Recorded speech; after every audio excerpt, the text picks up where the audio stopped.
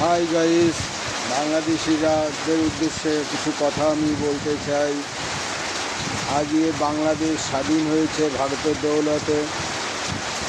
আজকে বাংলাদেশের যাবতীয় পণ্যের ভিতরে 90% পণ্য ইন্ডিয়ার থেকে যায় এবং তারা খেয়ে পড়ে বেঁচে আছে। শৌখিনতার দিক দিয়ে, সমস্ত কিছুর দিক দিয়ে আজকে তারা ভারতীয় পণ্য বয়কট করতে চাচ্ছে। পণ্য বয়কট করলে হিতে ভারতের কী ক্ষতি হবে? বর্ডারে আটকে থাকা কিছু গাড়ি, কিছু ব্যবসাদারের কিছু লস হবে, কিন্তু আজকে বাংলাদেশের পরিস্থিতি কী হবে?